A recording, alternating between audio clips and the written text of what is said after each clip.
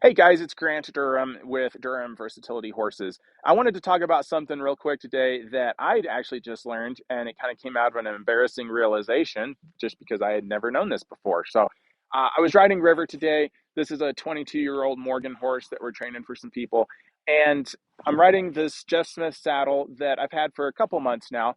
And I realized that, well, I've known this for the last few months riding it, it always leans a little bit to the right, and I never could figure out why. I would try to pull it back up to the, or it leans to the left, and I would always try to pull it back up to the right, and it never wanted to be centered.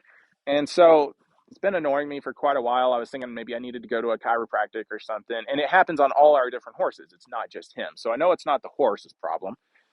And so I double checked the stirrups today just to make sure that they were the same length. And I always count down holes from the top of the strap, and I usually have four showing on each side, and then the pin, and they were the same, so I figured they must be right. Well, then I double checked back here on the I'll lead them up into the sun a little bit where you can see on the strap of the stirrup on the back side. I always just count from the front here, but on the back they have this numbering system where the numbers are stamped into the leather, and I noticed that the numbers actually were one off from the left and right. So it's like, well, even though these holes are the same, maybe I'll go ahead and switch it to where the stamp numbers are correct and see if that fixes it. Anyway, long story short, I rode today and it was great. It was nice and centered, didn't slip to the left at all. And I thought, well, that's really weird. This is a very nice, high quality saddle. The numbers are stamped in there. The holes are precisely punched. There's no reason to think they would have accidentally put one more hole on one side than the other. So I was thinking, why would they do that? And then I realized the extra hole is on the left side.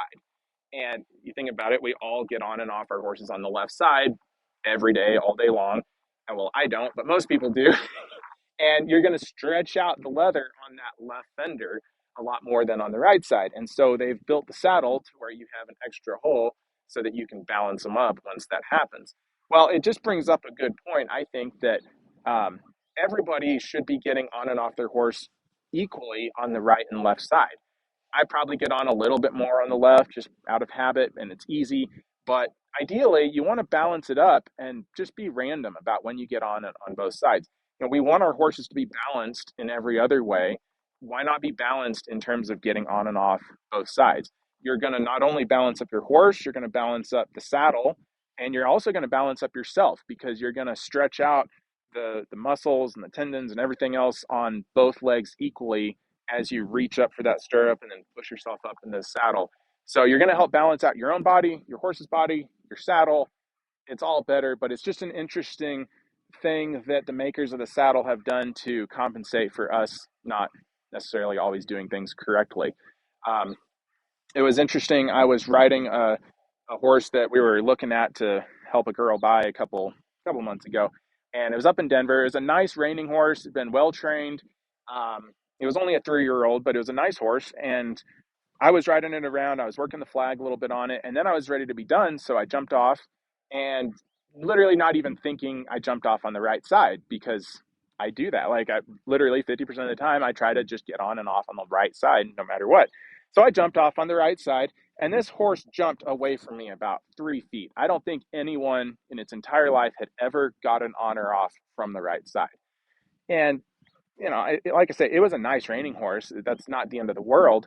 But wouldn't we rather have our horses broke on both sides if you need to jump off on this side and grab something or who knows what?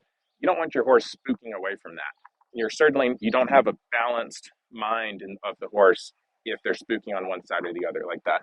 So anyway, just a little embarrassing story on my part, and hopefully something you guys can keep in mind to make sure you're balancing up your horse.